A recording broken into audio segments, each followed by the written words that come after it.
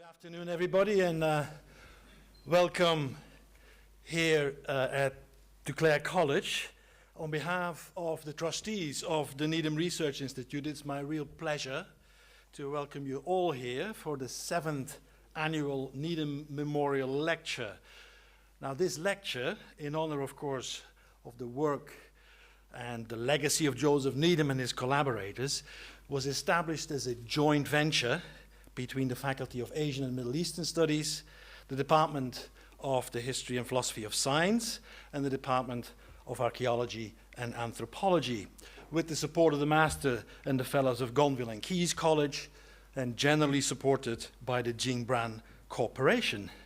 And as always, we are, of course, very grateful to the Master and Fellows of Clare College, who have hosted this annual lecture here in the Riley Auditorium since its inception, and it's our particularly pleasure, to welcome the Master of the College among us here today. Thank you for coming, Loretta. Now, regular attendants of this event will have heard me introduce our distinguished speakers repeatedly with a stock phrase that they need little or no introduction. And this year's speaker is no exception. It's a real honor to have with us this year Professor Paul Unschuld, who is a scholar who has done more than anyone else in the Western Academy to advance our understanding of the history of Chinese medicine. Now, Professor Unschuld's background is quite unique because alongside his training in Chinese studies, he studied pharmaceutical science, he studied political science and public health, and this has enabled him, ironically, to establish a distinguished career at a healthy remove from sinology departments and in the School of Hygiene and Public Health at Johns Hopkins, and then at the Medical School of Munich University, where he was the director of the Institute for the History of Medicine from 1986 to 2006. He was then supported by the Horst Goertz Foundation to establish an institute for the theory, history, and ethics of Chinese life sciences at Charité-Universitätsmedizin in Berlin, where he has been the director ever since. Now, he has published prolifically on the comparative history of ideas, European and Chinese medicine. He has also translated and annotated a good chunk of the canon of ancient Chinese medical texts. They fill up a good shelf in the library at the Needham Institute, so I'll only mention a few here. Many of us will have been introduced to the field of the history of Chinese medicine by his Medicine in China, his History of Ideas, the book that came out in the early 80s, and then his History of Pharmaceutics. Or we may have used some of the introductory readings in classical Chinese medicine, a sort of a little book that came out in 2005. He has translated, annotated the Huangji Neijing, the Nanjing, and of course he has a lifelong interest in the Bencao tradition, which was crowned with the monumental translation of Li Shizhen Bencao Gangmu. And we have a number of volumes here on display at the table, together with an edition from the library at the Needham Research Institute for you to peruse afterwards. Now, in addition to his interpretive work, he's been pivotal as well in expanding our primary source basis, most notably, and this is one I should mention, together with Zheng Jingsheng, he published in 2012 3 volumes entitled Chinese Traditional Healing, the Berlin Collection of Manuscript volumes from the 16th to the 20th century. And these are volumes in which he and his collaborators have collected just short of 900 handwritten manuscripts that describe diverse aspects of folk medicine in China, mostly dating from the 19th and the 20th century, and acquired many of them by Professor Unschuld personally and his collaborators over a period of 4 decades, in China and across East Asia. And I fondly recall Professor Unschuld telling us a story many years ago. I think it was the Xiangshan Fandian, the hotel in Beijing, where they were at the conference on medical illustrations, where he was doing the story how as soon as word got out on rural markets that there was this German scholar with a good wad of renminbi interested in buying, some manuscripts, the price of the manuscripts would go up. So the lesson is, if you apply for a research grant, always inflate the budget, right? Ask for more than you need.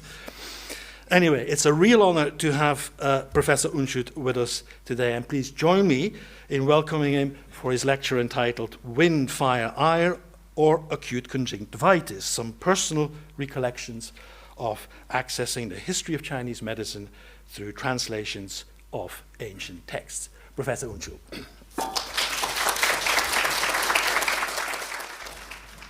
Thank you so much for this very kind introduction.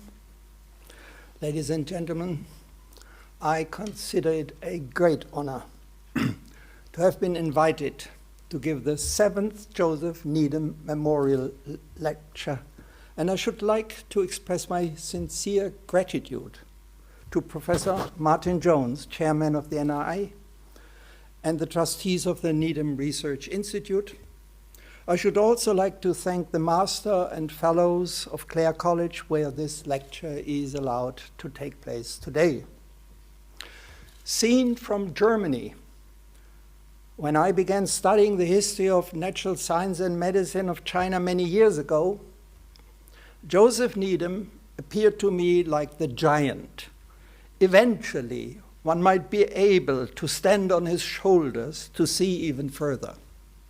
Now, nearing the end of my career, I conclude I may have reached the cliff of his pelvis. His shoulders still remain out of reach. In 1959, Joseph Needham was elected president of the Fellows of Gonville and Caius College. John told me. In the same year, a miner's family in Hoyland near Barnsley took me in for about 6 weeks at the age of 15. I attended Ecclesfield Grammar School with their son David. The purpose of my first stay in England was to improve my English, but that went very wrong, badly wrong.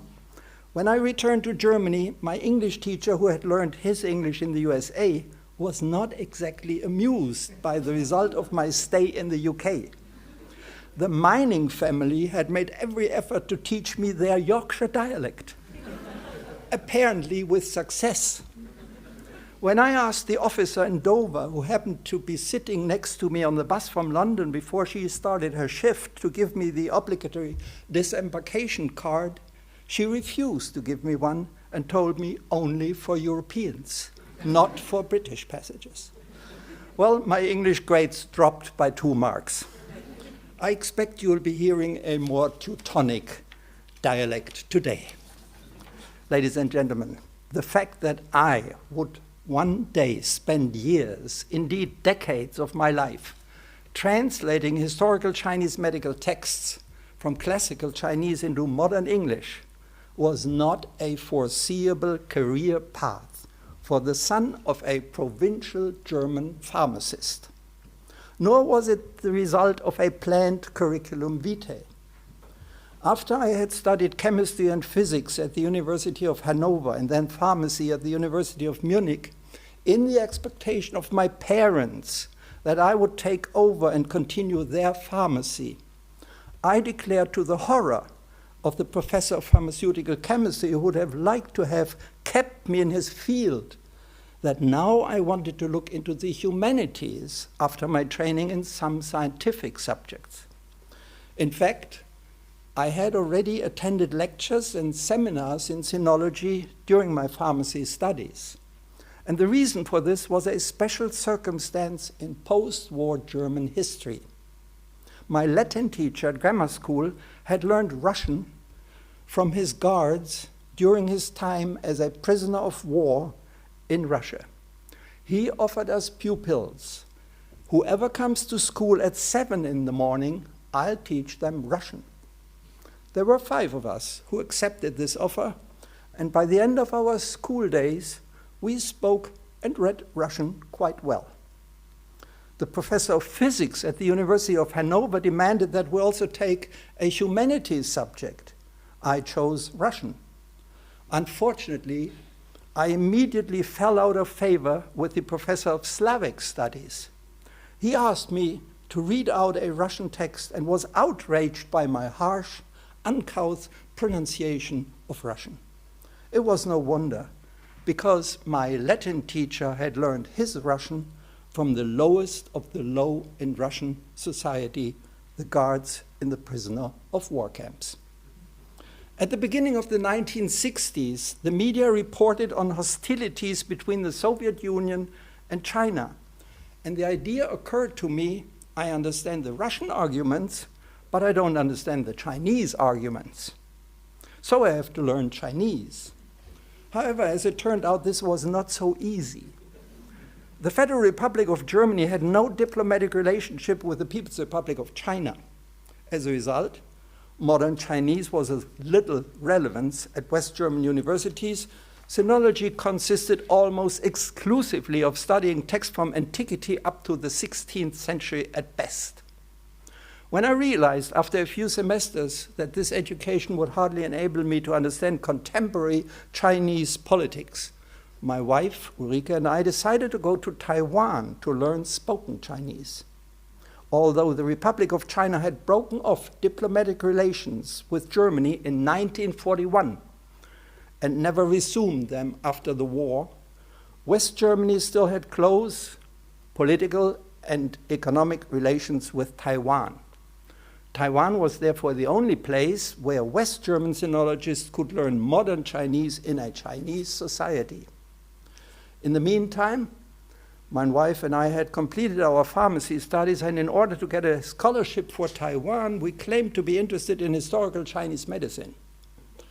I had actually received a Russian book on Chinese medicine as a gift and translated it into German. It was my introduction to the subject. We were awarded the scholarship. We spent 13 months in Taiwan from 1969 through 1970.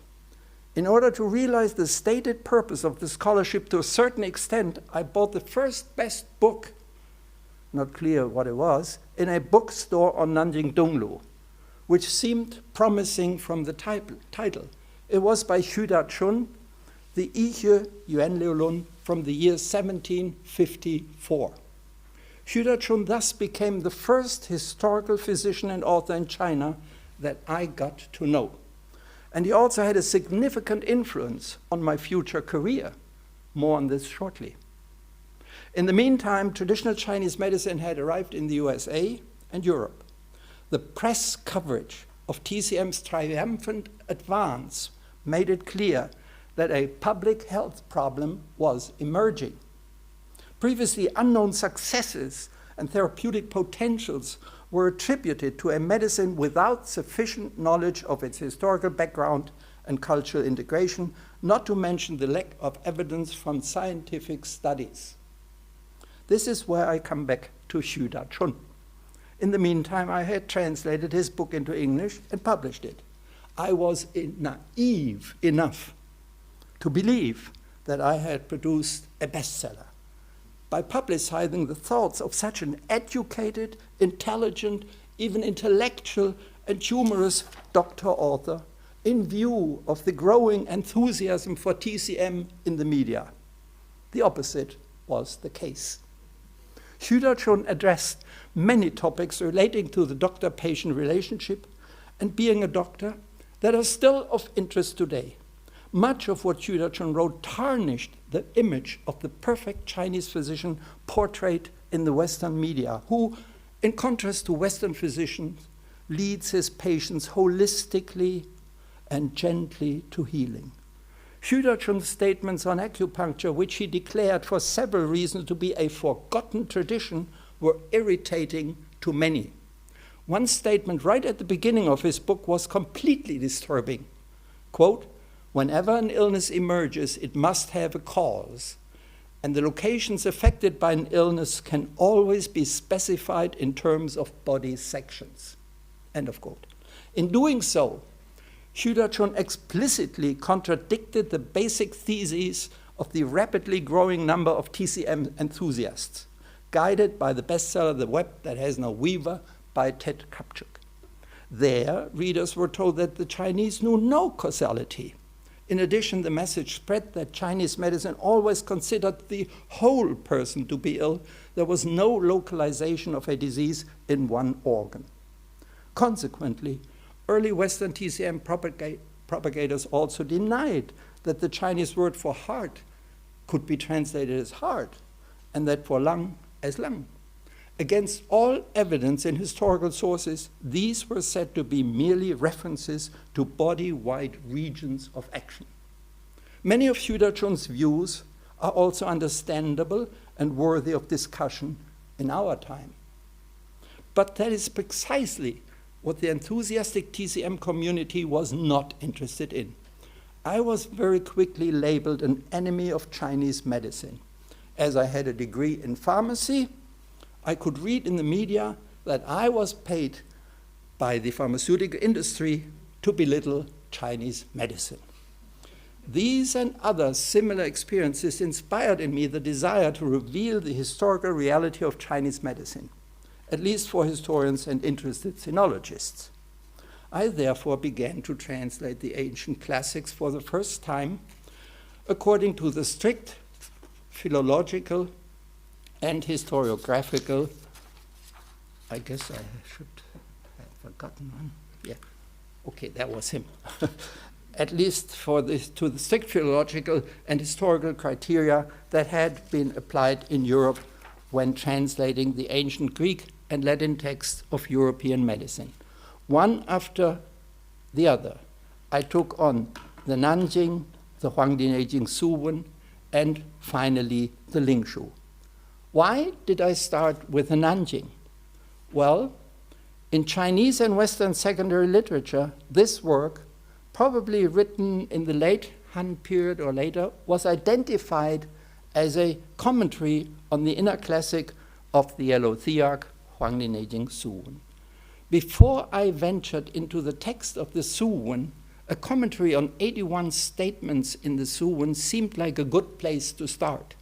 It turned out, however, that the Nanjing is not actually a commentary on the Suwen. The work was apparently written by a now unknown, anonymous author with the aim of explaining the idea of a circulation of the vapors qi and blood in the human body and its consequences for the diagnosis and therapy of disease.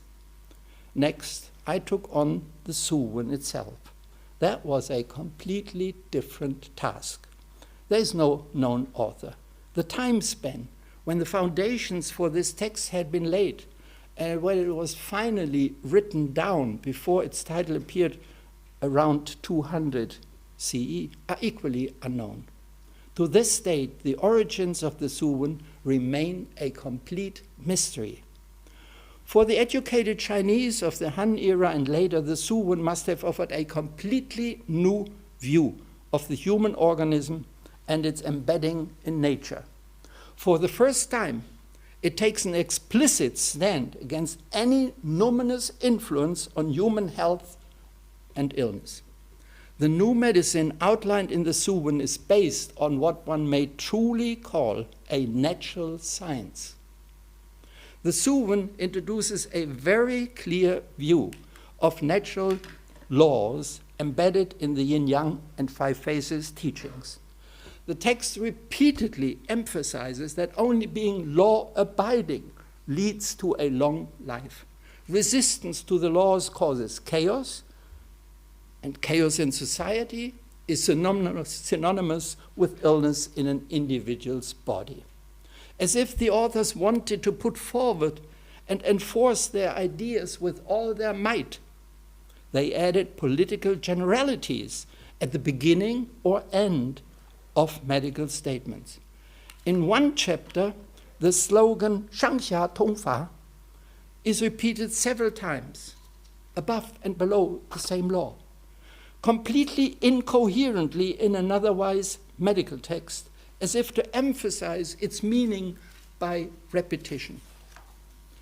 The overall text, with its novel, indeed revolutionary thesis in comparison with previous healthcare, was obviously not convincing to many.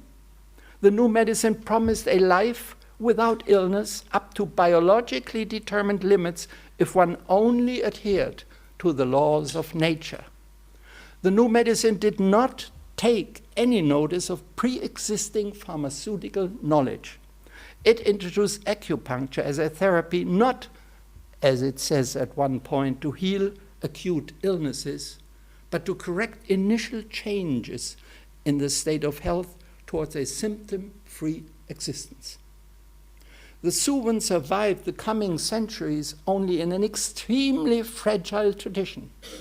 During the Tang period, a physician by the name of Wang Bing took the trouble to put together into a whole the fragments that still could be found. There was apparently no longer a complete text. He added another lengthy text with an even more enigmatic background that had survived into the Tang period without any mention in a bibliography or catalogue. The main text of today's Suwen is divided into 81 chapters, but actually consists of a series of around 360 individual fragments. Hermann Tessenow, my esteemed collaborator, went to the trouble of researching the grammatical structures, the use of particles, etc., for each part of the text. We consulted an old specialist in microtext statistics, that is, the content analysis of short texts. During the Second World War, he was responsible for analyzing, for hidden messages, the postcards and letters that British prisoners of war were allowed to send from German prison camps to England. He helped us a lot in identifying the 300 or so fragments in the Suwen. They were probably also written by numerous authors. No one knows who these authors may have been. After completing the Suwen translation, I turned to the Lingshu. The Lingshu is considered the classic of acupuncture. I myself had set myself the goal of investigating the history of ideas that had shaped Chinese medicine over 2 millennia. An acupuncture textbook, therefore, seemed unattractive to me for a long time. Today, I can say that the Lingshu impressed me the most. It is my favorite work. I would have loved to have met the author or authors in person to discuss the origins and content of their work. The Lingshu is so contemporary in many respects that it is hard to believe that it was written 2 millennia ago. Above all, however, as is the case with the Suwen, it is a complete mystery when its contents originated. The text reflects knowledge and experience that can only have come about and been gathered over a long period of time. But where? Why is there not a single indication in China of the gradual genesis of the knowledge on which the Lingshu is based, despite many archaeological finds from older times? I do not know the answer to these and similar questions. Let us return to the aspiration that has always guided me in producing a philological translation. A philological approach means leaving the ancient terms in the translation with the meanings that were intended in the original use of the term. I've already hinted at the resulting problems in the title of my lecture today. I would like to illustrate this with this specific example. A German ophthalmologist, Jürgen Kovacs, had become aware of one of the most important Chinese texts on ophthalmology, the Yinhai Jingwei, Essential Subtleties on the Silver Sea, probably from the 15th century, and had begun to learn Chinese in order to translate the text. Eventually, he sat down with me and we decided to finish the translation together. His intention was to show his colleagues in ophthalmology what interesting insights Chinese colleagues had already gained and written down many centuries ago. My intention was to show today's readers the images that ancient Chinese authors used to illustrate their findings. These different intentions could hardly be reconciled. The Chinese disease term Fenghuoyan became the symbol of our disputes. Feng Huoyan means that the fire inherent in the body is fanned so strongly by the effect of wind on the open eye that it causes the eyes to turn red. Only with this etiology can the therapeutic indications for wind-fire eye be understood. The attempt to force the fire downwards in the body with internally administered medication. From the modern ophthalmologist's point of view, Feng Huoyan had to be translated as acute conjunctivitis, in order not to expose ancient Chinese ophthalmology to the accusation of ridicule by today's ophthalmologists. In my view, acute conjunctivitis was an anachronism. The uninformed reader would probably have been surprised that the existence of a conjunctiva was known and designated by a technical term many centuries earlier in China than in Europe, and that its distinction was made between acute and chronic inflammation so early on. It took some hard discussions, to say the least, before we finally agreed on the solution of using the term wind-fire eye in the translation and explaining in a footnote, quote, possibly including cases of acute conjunctivitis. My translations of ancient Chinese texts they honor the authors of days gone by, not by telling them what they should have said if they had 20th and 21st century knowledge, but by illuminating their thoughts and wisdom as clearly as possible as they were shaped by their conceptual, social, economic, and natural environment of their time. In my translations, I've resisted a temptation to make the ancient view appear modern and compatible with today's biomedical realities. Such an approach, which is not uncommon in recent translations of ancient Chinese medical texts into Western languages, is not only a sign of disrespect for the intellectual integrity of the ancient experts.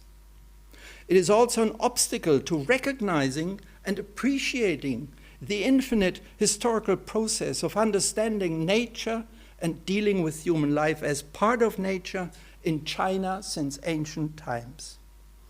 The authors of earlier centuries and millennia relied on metaphors and allegories to illustrate their understanding of human physiology and pathology. Modern pathology and physiology are no different. These branches of science must rely on metaphors and allegories to illustrate their findings. I held the chair of History of Medicine at the medical faculty of the University of Munich for 20 years.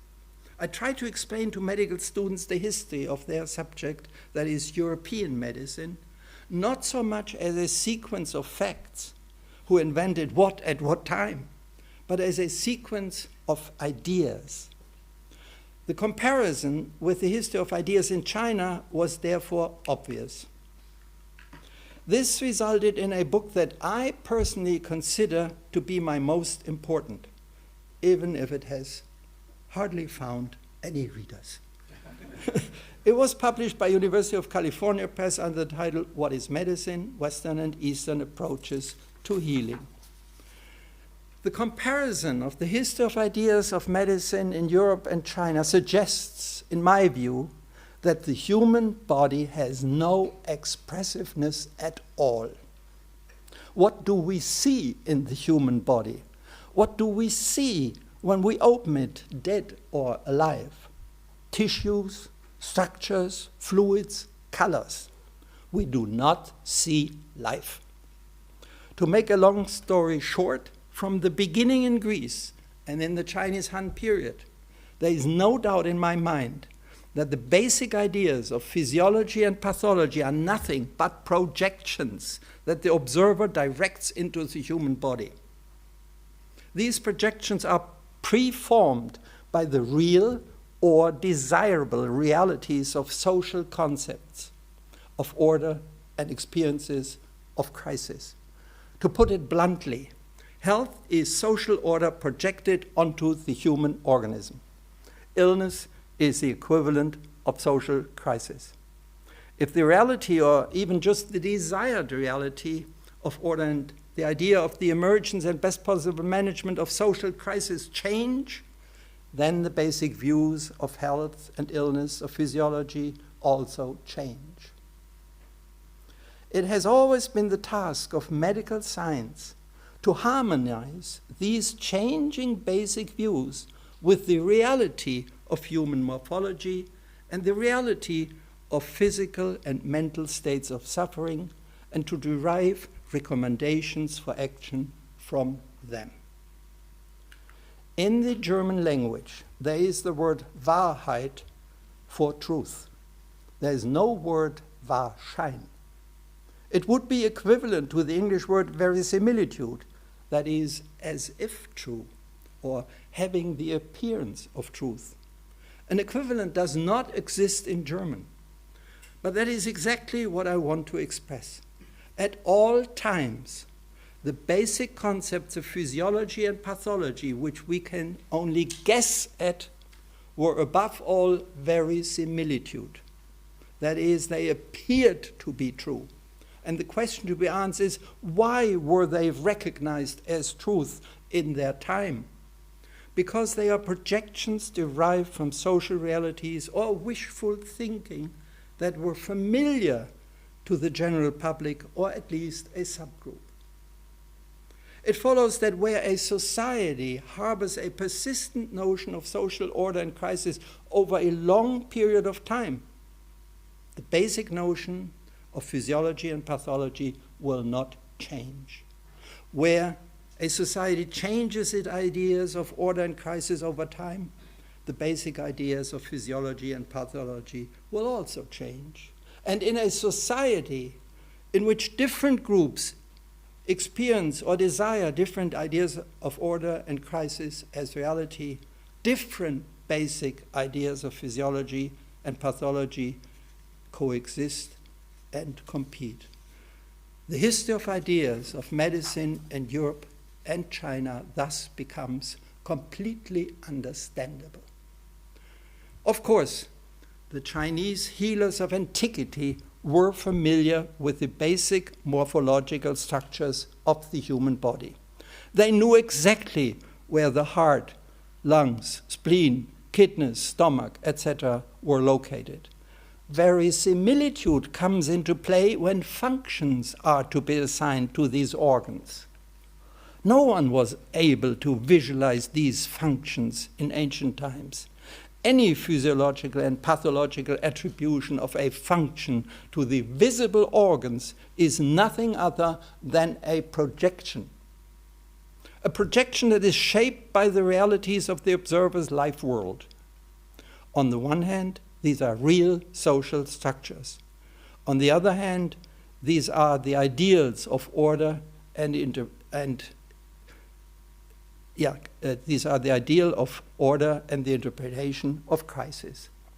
We see the realities of Chinese society and the ideas of order and crisis very clearly reflected in the writings of the Han period. A united empire had emerged from the hostile small kingdoms of the centuries-long period of the warring states. The first emperor had weights and measures unified. He standardized the track widths. This and other measures served to stimulate trade between the now united individual parts of the great empire, as this was the only way to supply from distant regions the newly emerging cities, some of which already had more than 1 million inhabitants. The new medicine reflected precisely this new reality. The organs mentioned only as isolated units in manuscripts from the 3rd century BCE were now part of a complex exchange of vital substances that were introduced into the organism through food and breath and distributed to all units. This projection of social reality onto the organism was guided by the yin-yang and 5 phases theories. These are theories that can only be understood in terms of the warring states era. They reflect the insight into the permanence of violence, both in nature and in society. All existence is constantly characterized by attack, defeat, revenge, and resurgence. The terminology of the yin-yang and five phases teaching reflects the recognition that every entity, be it a state or an organ in the body, exploits the weakness of a neighbor. It will send its own forces where it has recognized a weakness. The yin-yang and five phases teachings help people understand the conditions of attack and defeat and live a long life safely. Consequently, the entire organism was subordinate to these theories. The organs were divided into a yin and a yang group. Yin means passivity, calm, standstill. Yang means activity and movement. Consequently, there must be organs in the organism that can be identified as yin. They absorb something and keep it for a long time. All other organs belong to the yang category. They absorb and release the content as quickly as possible. The urinary bladder, stomach, small intestine, large intestine, and gallbladder were identified, of course, as yang organs. They are supplied with content that is eliminated as quickly as possible. Opposed to them are the yin organs. From top to bottom, these are the lung, heart, spleen, liver, and kidneys. They keep their contents for a long time before giving them back. The names given to them are metaphors, clearly reflecting this physiology. Yin organs were called zang. Zang literally means long-term repository. Yang organs were referred to as fu. Fu meant a collection point for rice and can be translated as short-term repository. We do not want to go into all the details of this projection today. I just want to point out one other example. Of course, observers in ancient times recognized that different people react differently to identical harmful external influences. Some become ill or even die, others suffer no damage. This leads to the conclusion that there are defenses in the human body that sometimes work better, sometimes less effectively. These defenses are, of course, also active as yin and yang defenses. Yang defenses are active and patrol the organism, always looking for intruders. Yin defenses are fixed in place where they wait to be deployed. For the yin defense forces, the term yin was chosen, literally military camp. For the yang patrols, the term wei was chosen, literally guard. Here we want to end our excursion into philology. The fact is that a look at the structures and fluids and colors in the opened human body reveals neither a difference between long-term repositories and short-term repositories, nor the activities of alleged camp forces and guard forces. Nothing is visible. The entire physiology and derived from it the pathology of the new type of medicine in the Han period is a projection, guided by a theoretical framework which, if you look at it closely, is also essentially a projection of social experiences onto the entire cosmos.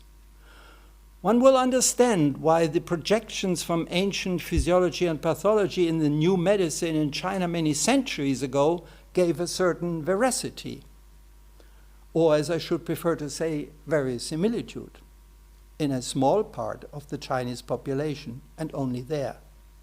This small part of the ancient Chinese population had long since lost faith in numinous forces and was convinced that adherence to the law was necessary in order to banish the chaos of the warring states period once and for all.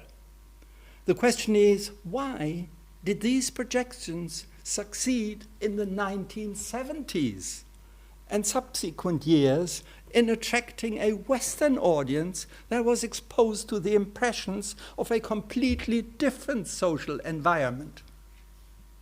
Let us look at the situation at that time.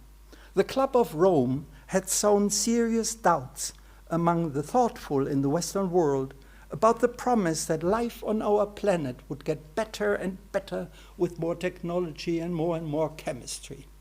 An awareness of increasing environmental threats coincided with the first major energy crisis.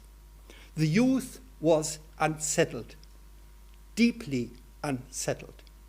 Many ways out of the threatening situation were discussed. Suddenly, a medicine appeared in China that promised the solution. In April 1972, New York Times China correspondent James Reston reported on the front page of the New York Times about his appendectomy followed by acupuncture analgesia. A run to China began, and a creative reception in the West gave rise to a medicine that was called traditional Chinese medicine, but which had very little in common with historical Chinese medicine. This was because all those who traveled to China to discover the secret of acupuncture were provided with testimonies by people who, although more or less proficient in English as interpreters, had no knowledge of the history of Chinese medicine. Also, they were only authorized to pass on what had been distilled in the People's Republic of China in the 1950s and 1960s from the rich heritage of the past for a healthcare system of the future that was committed to modern medicine and modern science. The digest was given the misleading name traditional Chinese medicine. The Western recipients of this imperfect information themselves had no prior knowledge and built their own systems based on their random informants and their own perspectives. A message from France came to everyone's aid. There, decades ago, a man called Georges Soulier, who had ennobled himself as Soulier de Moron, wrote a largely historically dubious book on acupuncture, which would not be worth mentioning if he had not given the crucial clue that made acupuncture, and with it the whole of so-called traditional Chinese medicine, appear so attractive. Mr. Soulier translated the Chinese term qi, the Chinese equivalent to the Greek aer, physai, and pneuma, as energy in his book on acupuncture. And he translated as meridians, an imaginary concept of vessels linking all essential units in the organism that the ancient Chinese had called warps, qing. Mr. Soulier had given Chinese medicine exactly the verisimilitude it needed. Here, a medicine came into play at just the right time, a medicine that promised, if not to solve the world's great energy crisis, at least to heal the suffering caused by energy crises in the individual holistic organism. The quickly written TCM textbooks talked about enigmatic Zhang and Fu organs, of solid and hollow organs, instead of long and short-term repositories. And they introduced their readers to yin and wei energies, sometimes partially mistranslated as constructive and defensive energies, instead of camp and guard vapors. Chinese medicine that would have told patients about finest vapor clots in their vessels instead of blocked energies would have had no chance. A medicine that would have told patients something about camp and guard vapors in short-term and long-term repositories would probably not have caused any hype.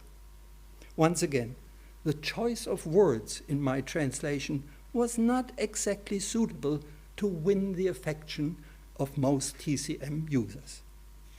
When 17 years ago, at the age of 65, I inevitably fell under the dictate of mandatory retirement at the University of Munich, the science administration of the city-state of Berlin offered me to continue working at the Charité Medical University indefinitely and to found an institute for theory, history, and ethics of Chinese life sciences. I accepted this offer, and set myself the task of translating the Benzao Gangmu from 1593. I'm so moved to see here the volumes used by Sir Joseph Needham. The largest encyclopedia of natural substance-based medicine, not only in China, but worldwide at the time, into English for the first time, following a rigid philological and historiographical approach. You see some of the results there. In Science and Civilization of China, Sir Joseph Needham and with him Georges Métayer have written a lot about this impressive encyclopedia, and for the first time have appreciated the importance of the entire work from several history of science perspectives. They have drawn attention to the extremely remarkable findings from botany, chemistry, and other areas of the past almost 2 millennia, which the physician and author Li Shizhen had combined in his work. Why? When Needham and his colleagues have analyzed and evaluated the work so exhaustively, one might ask, did it make sense to produce a complete translation? In 2003, the foreign language press in Beijing, published an English version translated by Luo Xi-wen. Luo Xi-wen had the best English language skills, but he had little or no knowledge of Chinese medicine. Like so many other Chinese authors writing for a Western audience, he tried to convey as many historical terms as possible using modern Western biomedical terms. He completely omitted passages that he perhaps did not understand or that seemed absurd to him, and some mistranslations of ancient texts distorted the meaning. Li Shizhen excerpted hundreds of texts, many of which are no longer known today.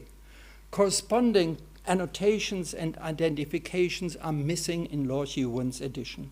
The same applies to the hundreds of people named as informants, as healers, as patients, or as participants in medical case histories, and also to the many place names that are no longer known today. The foreign language press edition is monolingual, and it is not suitable to convey the great value of the Benzao Gangmu to the wider world and to offer a solid basis to all those who want to follow the scholarly study of this great encyclopedia initiated by Joseph Needham and Georges Métayer. I was lucky enough to be able, this is the Benzao Gangmu, to create three, I'm sorry, I missed this. But this is what I've said already. I was lucky enough to be able to create 3 dictionaries with Professors Zhang Zhibin, Hualin Fu, and Zheng Jinsheng, as well as a team that also included Paul Buell from the USA and my longtime colleague Nalini Kirk. These dictionaries formed a starting point from which a translation seemed meaningful and possible. Professor Zhang Zhibin analyzed all 4,000 historical disease names scattered throughout the Benzao Gangmu for their first occurrence in the literature and their possible meaning at that time. Professor Hualin Fu identified all the place names and explained their history. Professor Zheng Jinsheng identified all the personal names and book titles.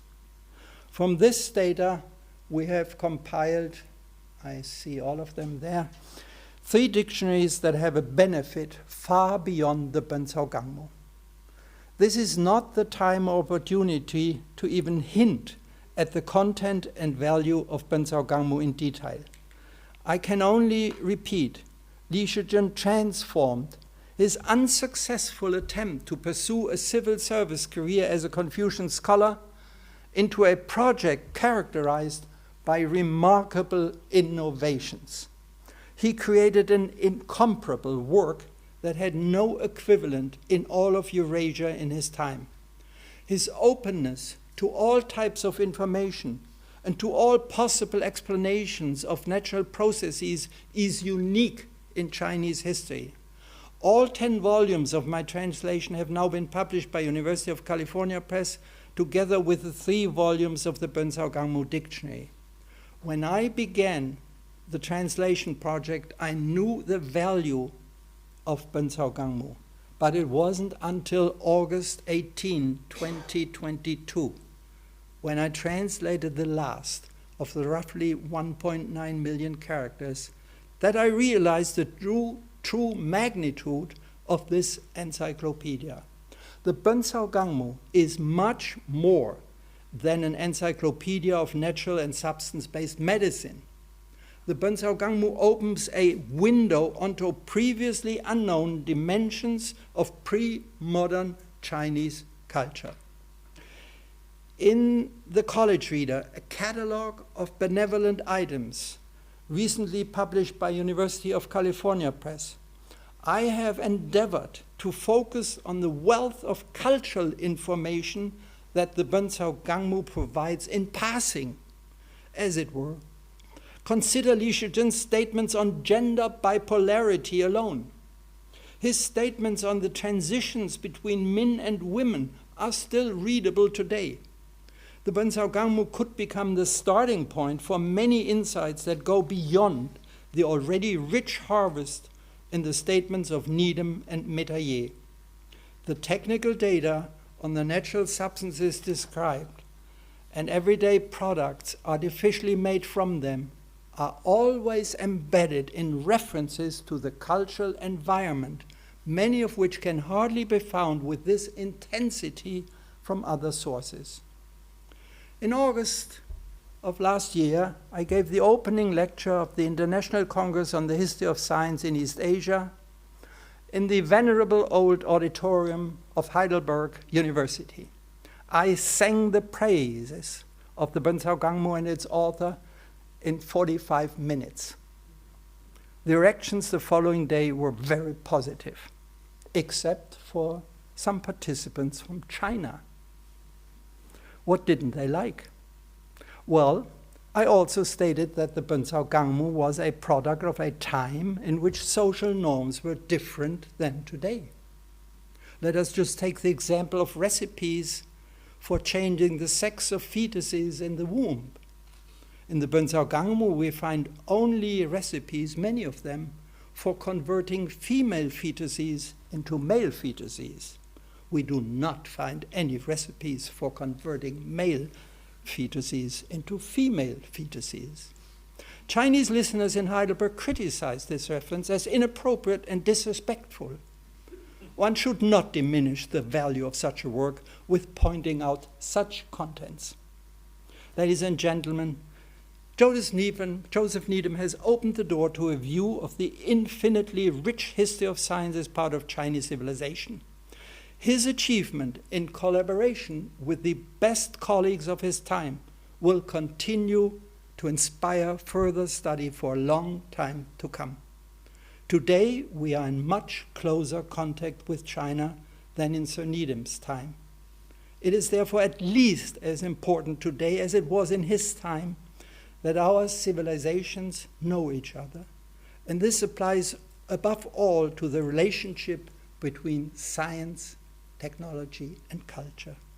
Today, I feel honored to have been given an opportunity to share with you some personal recollections from my own access to the history of Chinese medicine.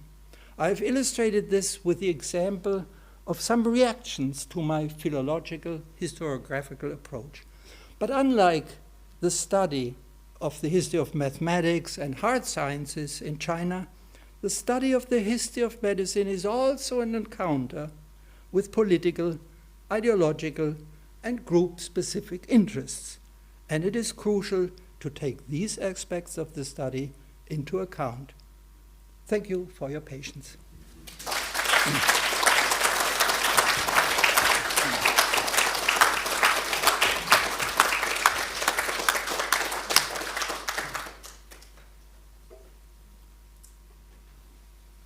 Professor Unschuld, thank you very much for this wonderfully rich lecture.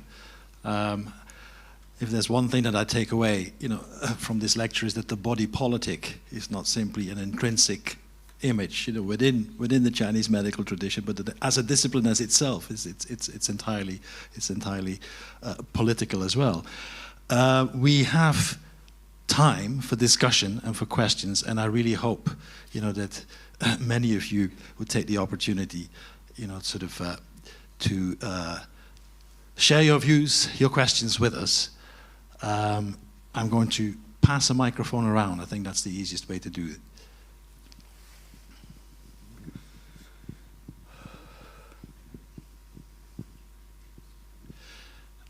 If I maybe could start us speculatively off, you've obviously given this wonderful overview,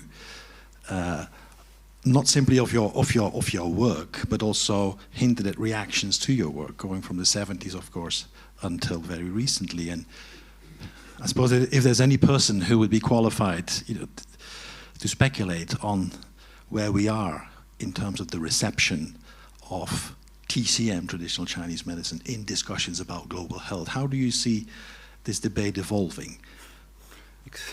Thank you for this wonderful question. And if I smile, why? Approximately every week or so, this question is sent to me via WeChat or via email or some other way by either Chinese students who seem to have exactly this topic as their master or term paper somewhere in China, obviously at very many points, or by Chinese TV companies who want to interview on me. What is the situation today? I can't answer this. I refuse to answer. And I've written a paper, 5 pages, and I introduce it with the Chinese term, 我说实话. I say the facts, because it's not to their liking. And then the TV stations immediately drop their request when they hear what I say about the current state and the possible future of TCM.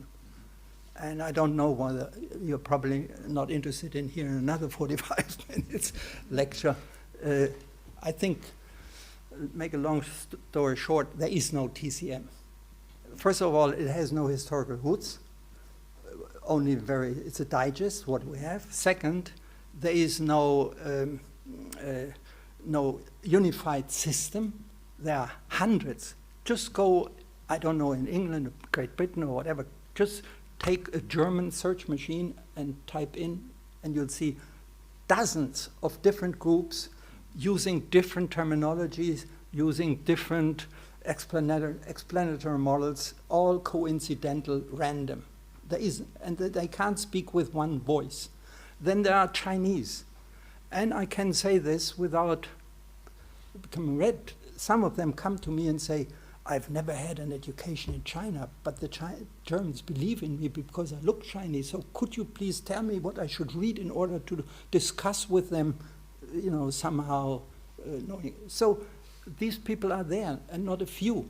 And so in Germany, and I guess it's not so different from Great Britain, we do, of course, have, and Charité is a temple of modern biomedical medicine and science, but still we do have homeopathy, we have anthropological cures, we have Ayurveda, we have TCM, we have many others. And there is this huge field of kind of secondary, or however you want to call them, types of health care, where people go not when they have breast cancer, not when they have a bone fracture, not when they have, as I had, bilateral lung embolism. No, they go there for very many reasons, and 50, 60, 7% come out of a homeopathy treatment, anthroposophy treatment, TCM treatment, acupuncture treatment, and are happy and recommend their practitioner. So my prediction for the future is there will always be a niche accommodating such patients and making them feel happy and satisfied and recommending again. But currently, the Chinese President Xi Jinping has given out the maxim, 让中医走向世界, make Chinese medicine cover the entire world. And this is the reason why I get these many requests for interviews and for explanations. And as I said, I'm not very optimistic, because I had been invited 2 years ago by the former Chinese Minister of Health to give a lecture to 5,000 physicians in one hall. And it was televised. nationwide. And he said, exactly, tell me, what do the Germans think about TCM? And again, I asked him, 可以说实话? May I talk? Okay. He said, yes, please. And I told him that, now I've lost my, I told him, see, there is a difference between Western medicine becoming globally active and Chinese medicine. If you are Chinese and you find something to contribute to modern biomedical medicine, it will be accepted and will be, no matter whether you are Chinese, Colombian, Kenyan, German, English, American, or whatever. It will become of a world medicine that is called biomedicine. And only in China is it called Xi, Western medicine. It has long since lost its character of being a Western medicine. It's a global medicine. So in China, they still insist on Xi and Zhongyi, and they do not wish to give up their interpretation monopoly of their medicine, and they do not accept what foreigners who practice and study Chinese medicine try to integrate. And take a look at these volumes. These 3 dictionaries here. The Chinese were surprised when they saw that I would not put my name up first. I always put up the name of my Chinese collaborator first. Why? And I said, let's see. They are not bought even by the library of the Academy of Chinese Medicine in Beijing. Why? Because they're published by a foreign publisher and they are produced outside, and they don't want to accept outside contributions to Chinese medicine. And that's why it may become marketed worldwide, globally, but it will never become similar to Western medicine. Excuse me, I kept it short. Thank you. The body politic never dies, right? Lady at the back.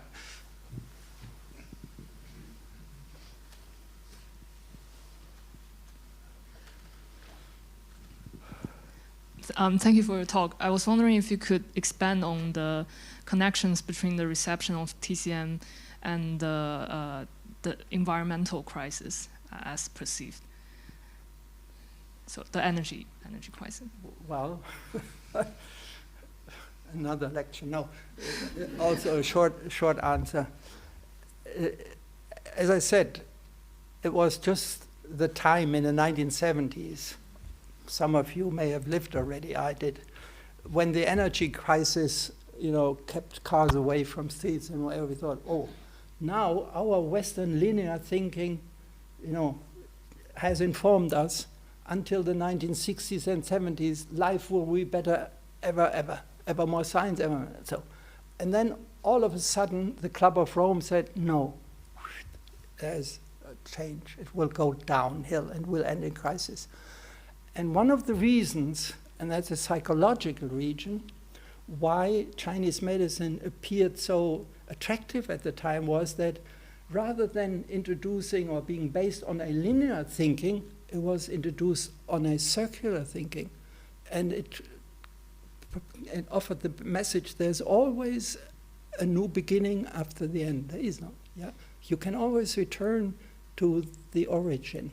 And that all these psychological attractions in traditional Chinese medicine as it was portrayed in the 70s, I mean, you haven't lived them, but I attended many lectures when people came back from China or had learned somewhere, and they had flip charts, and they drew huge circles, and they said, Jinmu Shui Huo Tu, and so on. So, all of a sudden, well, we don't end in demise.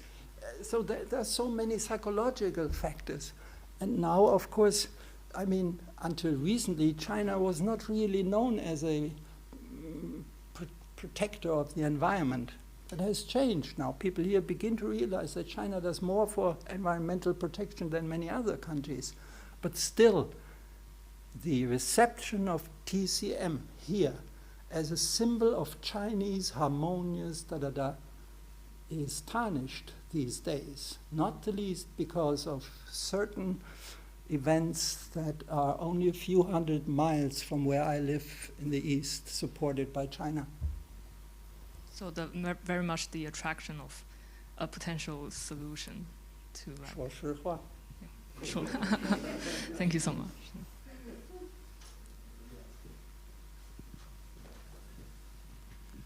I'll leave the microphone and I'll come to you next. Thank you very much. It is really interesting. Also, I would very much thought that your background as a pharmacologist or a pharmacist does play into this. For me, the Benzalgamu was like the ancient big data. Basically, it assembled a lot of material from the past herbalists, if you like, or actually treatises, and then quoted those. And one of the famous example was the quote from Tu Youyou of the way that Qinghao Su was extracted, and it was through the text that was quoted by Benzalgamu that Tu Youyou found a more effective way of extracting the Qinghao Su for malaria. I just wondered whether you would consider any further relevance of this type, for example, for modern pharmacologists, actually to dig into your translation and find new things. Thank you. Well, why don't I stay here for a week? Yeah, thank you very much. Tu Youyou is of interest. I shall meet her soon. Why? Because in 1978, when I advised the German government in its negotiations with the Chinese government on the first agreement of cooperation of our two countries on health matters, I was led to a lab and I met a young researcher, and I heard that this young researcher had found a new molecule, and I asked her to stand in front of her lab table and took a photo of her with her molecule. Then I forgot it. 35 years later, I read in the newspapers that a Chinese woman had received a Nobel Prize, and I saw an old woman. And I thought, somehow it rings a bell. And I went through my photos, and I found this photo, and it was her. And it is the only photo taken of this unknown, inconspicuous woman as a scientist in her lab. And then I thought, wow. I was invited for a private dinner by the Chinese ambassador in Berlin, and I thought, I have a gift. And I had this photo enlarged and framed. He acknowledged it, and it was never seen again. Why? Unfortunately, I don't have it here, and this is not my PC. They were so ashamed because the lab looked like 19th century. It looked like 19th century, yeah. And they were so ashamed to have been awarded a Nobel Prize for a woman who works in such an old-fashioned environment. Tu Youyou was a part of a team of pharmacologists. They had no knowledge whatsoever of traditional Chinese medicine or traditional Chinese medical literature. It's completely wrong to say that this was a Nobel Prize given for Chinese medicine. The team she worked for was called Secret Project 793, and it was instituted on request of Ho Chi Minh, who said we have larger losses through malaria than through American Orange or whatever. Please find us something. And the team then went through hundreds, thousands of recipes for malaria. 99% absolutely absurd or dangerous or toxic or whatever. And then they came across Ge Hong and his Zhou Beijifang, and there he only has 47. But if I would list now 46 of them, you would just shake your head. But there was this one: take Artemisia, and then wring it and use the liquid. And what they did, of course, was they put it into some bowl and heated it and made an aqueous or alcoholic extraction, and it was only very little effective. And that's why Du Youyou deserves the Nobel Prize, because she read the recipe, the original recipe again, and said, see, it says wring it out cold. With the heat, we destroy the original molecule. Okay, and then you know what happened. Now, in the introduction today, there was mention of the collection of now altogether 1,100 handwritten volumes that my wife and I collected in East Asia, mainly China, since the 1970s, and these 3 volumes. And I have had a wonderful team in Berlin for the past 10 years of young people who are fluent in Chinese, classical and modern, who are fluent in or perfect in modern mathematics and in statistics. And together we, I should say, because I only have suggested it, prepared a database from 350 manuscripts with recipe collections. The others have recipes spread in them, but there are 350 of these 1,000 that are pure recipe collections. And our idea was, these recipes, these manuscripts have all been written on purpose by people who believe what they write down is valuable for my family or for my physician's practice or for me as a pharmacist or whatever. So they must have some value. And those recipes that over hundreds of years have shown to be more effective than others, they must show up in these manuscripts more often. Based on this hypothesis, we have extracted 350 collections and have gained 41,000 recipes and have put them into a very complex data bank. And that was difficult, more difficult than you can imagine, because these texts had been handwritten by people not imagining that many years, decades, hundreds years, some German sinologist team would want to analyze. At any rate, and we have given hints at certain substances from these recipes to a molecular biology lab that is a startup in Munich, but its lab actually is in Shanghai. And they have taken a look at the molecules in those substances that are more often recommended for certain therapeutic indications than others. And then we have been asked by the industry, could you tell us about substances in Chinese recipes against, for instance, I don't know what is the English term, epilepsy, for epilepsy. Okay, so we looked at epilepsy and we found valuable molecules, just like Du Youyou had found, that are now in a process of being converted to an industrial project. Then we were approached by flavor industry. Flavor industry is in search of flavor modifying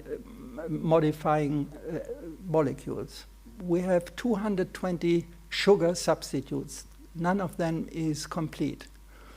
Any toxic substance that enters your body, and most pharmaceutically effective substances are toxic when the body receives it, the body reacts with a symbol it sends to your brain, less or nothing. And the symbol is called bitter. No matter what the molecules are that appear toxic to the organism, they send the note bitter. So any pharmaceutical recipes that are really effective and toxic, they must be bitter.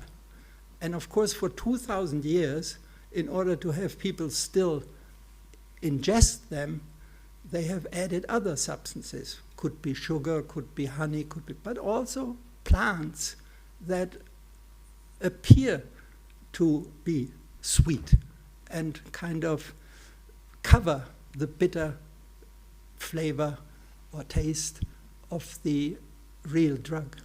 And we've searched them, and we've found 2 molecules that have been now given patent structure and will be marketed soon, and continue this.